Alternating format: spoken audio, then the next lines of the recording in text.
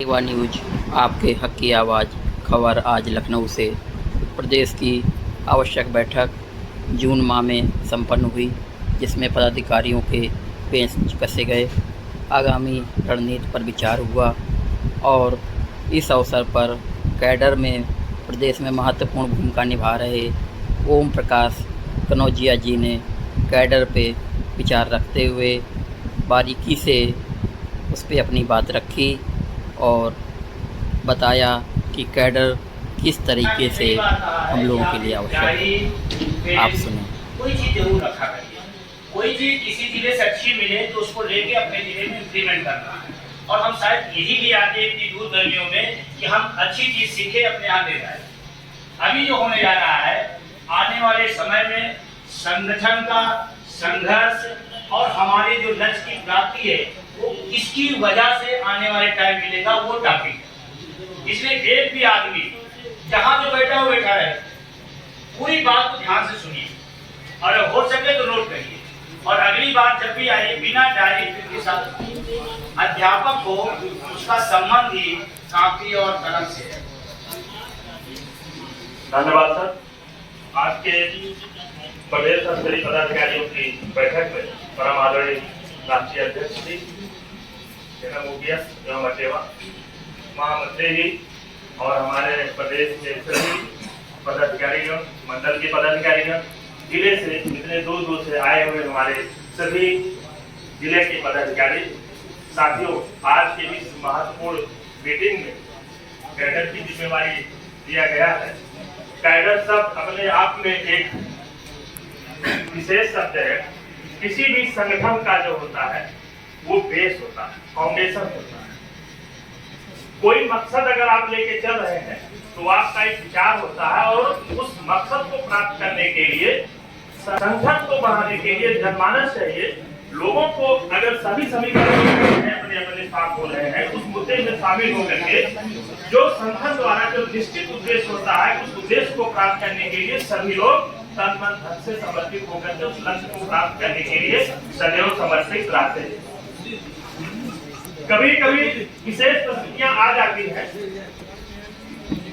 होता क्या है, जब भी संख्या ये काज में संख्या, अगर आप देखे होंगे 100 साल पहले या जब ब्रिटेन में औद्योगिक क्रांति हुई, उस समय मजदूरों की एक नई समस्या आई।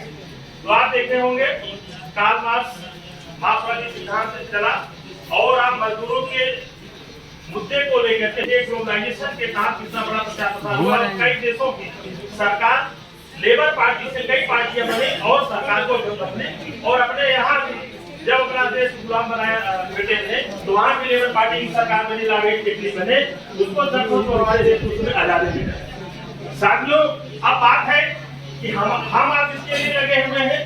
ये पूरे भारत में ऐसा पहली बार है कि ये संगठित क्षेत्र की लड़ाई लड़ रहे हैं, यानी कि सरकारी गवर्नमेंट जितने भी एम्प्लॉय वर्ग है उनके लिए संभव हो रहा है।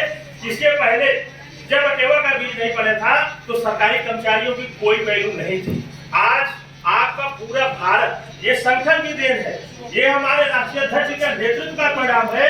अभी हाल ही में चुनाव हुआ, जितने भी पॉलिटिकल पार्टियां थी विपक्ष को माना गया, सब लोगों ने आपका पुरानी पेंशन निजीकरण इस तरह से मुद्दा छाया, पूरे भारत में छाया।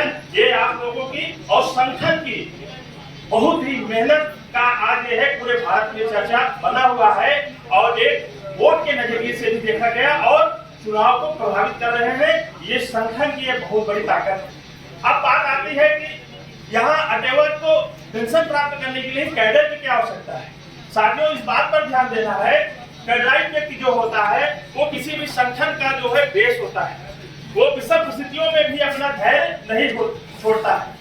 कारण क्या होता है कि इतने तमाम संगठन है, इस आप देख रहे होंगे 10 साल में कोई भी बड़ा, जितने भी संगठन पहले थी उतना ज्यादा नहीं बोल पा रहे या उतना ज्यादा कर नहीं पा रहे, लेकिन एकमात्र पूरा संगठन है जनाब ओपीएस अटेवा पूरे भारत में सिर्फ हमेशा संघर्ष कर रहा है और हर महीने कोई न कोई कार्यक्रम लगा रहता है। बराबर हम सभी लोग संघर्ष कर रहे हैं।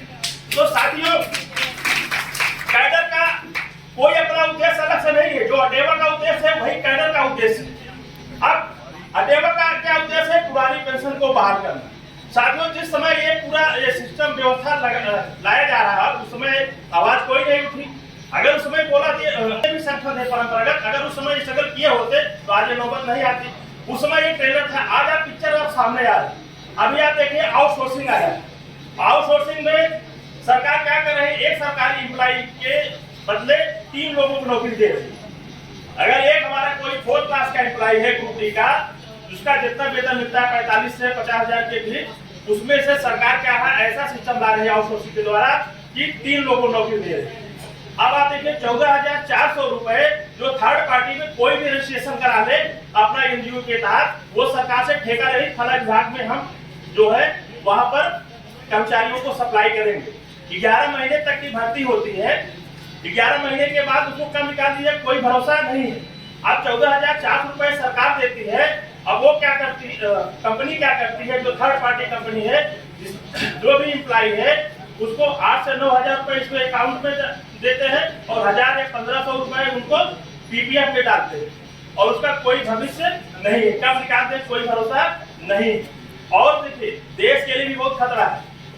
अगर कोई महत्वपूर्ण पद पर, जैसे फाइनेंशियल सेक्टर है, अभी एक एसडीएम साहब हमारे पति से मैं उनसे मिलने गया था, उनका जो हस्ताक्षर, उनके हस्ताक्षर में सारे फाइनेंशियल काम करते वो भी आउटसोर्सिंग थे। उनको हमेशा डर सताया जाता है कि कब कोई अगर बड़ा पैसा ले हो जाए हमको कहाँ पड़ेगी, सारी जिम्मेदारी हमारी है। तो ये भी एक बहुत बड़ा खतरा है। तो साथियों अब कैडर का काम क्या है, देखिए अपने पास बहुत बड़ा संगठन है, इतना बड़ा जनमानस है, लेकिन कैडर की आवश्यकता है और बराबर काम चल रहा है। 6 महीना साल भर से लगभग काम चल रहा है, मुद्दा पूरा बोल रहा है। तो साथियों हमको और मेहनत करना पड़ेगा। अब हमें अभी प्रदीप सर ने बताया है कि जो जिले हमारे कमजोर है, जो हमारे जिलों में ब्लॉक कमजोर है, हमें वहां पर जो है कार्यक्रम लगा करके प्रबोधन के द्वारा जो हमारे मुद्दे हैं, जो एम्प्लॉइयों के मुद्दे हैं, उन मुद्दों को ले जाकर के हमें वहां पर प्रबोधन करना होगा। जिले स्तर की जो बॉडी है, अगर वो चाहे तो अपने एक ही संडे के दिन एक ही मतलब 5-6 ब्लॉक में, अगर जिले की बॉडी में 5-6 लोग कार्यक्रम लेने लायक हो तो उनका एक ही डेट में आप अलग अलग ब्लॉकों में कार्यक्रम लगा सकते हैं उनकी अध्यक्षता में।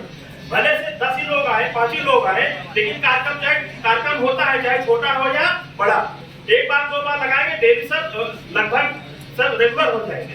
तो कार्यक्रम को आगे बढ़ाना है और हमारी पहुंच अभी लगभग एक औसत मान के चलिए अगर छोटा भी जिला है तो भी सर लगभग 5 से 6,000 एम्प्लॉय होते हैं। तो अभी जो भी डाटा आता है सदस्यता से डाटा आता है तो कानपुर देहात और फतेहपुर, आजमगढ़ और 4-5 जिले ही आते हैं। तो इतनी संख्या अभी है, वहाँ 4,000 4,500 तक पहुंच रहे हैं, लेकिन एम्प्लॉय अभी और अभी जो 4,000 अगर 4,500 सदस्यता हो रही है, इसका मतलब हम 2,500 लोगों को छोड़े तो हमको वहां तक भी पहुंच करना है। और जो जिला हमारा कमजोर है हमें वहां पर भी ध्यान देना होगा।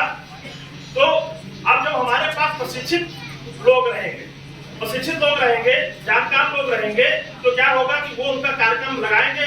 आप लोग डिमांड करेंगे कि कार्यक्रम होना है तो वहां पर कार्यक्रम लेने जाएंगे। अब रही बात कैडर की, तो कैडर का कार्यक्रम आप अपने जिले में लगवाइए और सूचना दीजिए, 1 हफ्ता 10 दिन पहले दीजिए, ताकि उस संडे को फिक्स किया जाए। तो कोई भी जो भी हमारे पास है प्रदेश पार्टी से वो कार्यक्रम लेने जाएंगे, आपको प्रशिक्षण देंगे और जो भी गाइडलाइन होगा जो बताया जाएगा उसी अनुसार आप जिले में फॉलो करवाएंगे। जो कैडर का जो मापन है, कम से कम 1 घंटे डेली का जो है आपको समय देना है और 1 रुपए पर डे। क्योंकि कोई भी लक्ष्य प्राप्त करने के लिए संसाधन का बहुत जरूरत होती है, बिना संसाधन के कुछ होने वाला नहीं है। और ये जो लड़ाई इतनी महत्वपूर्ण है कि हम आप कोई लड़ाई तो लड़ ही रहे हैं और आने वाली जनरेशन के लिए भी लड़ाई लड़ रहे हैं। धीरे धीरे पारंगत हो जाता है। तो ये ध्यान रखना है, जो संगठन का गाइडेंस है, जो नियंत्रण और निर्देशन देना करके हमें काम करना है और संगठन को लेकर के हमें अपने मुद्दे को लेकर के जो ऐसे व्यक्ति हैं रिटायर भी हो चुके हैं, हमें उनसे भी संपर्क साधना, उनके पास बहुत समय रहता है। बहुत से लोग चाहते भी हैं कि हम आपके संगठन में आए, वो भी मंच माइक और माला के जो है वो होते हैं, क्योंकि जब जॉब किए तो उनको ऐसा अवसर मिला नहीं। लेकिन बहुत से लोग खाली हमको उनको भी जोड़ करके, क्योंकि हम देखते हैं कि पार्क वगैरह में शाम को जितने भी पेंशनधारी लोग बैठे रहते हैं, हम लोग बीच में जाते हैं, चर्चा करते हैं, तो क्या होता है, वो भी हमारे आपका प्रचार प्रसार करने का बहुत बड़ा होता है। आप देखिए, कोई भी उद्देश्य को प्राप्त करने के लिए प्रचार प्रसार का बहुत बड़ा जरिया होता है। आप चाहे वर्तमान सरकार देख लीजिए या कोई भी, जिसका प्रचार प्रसार ज्यादा होता है, चाहे सही हो या गलत, लेकिन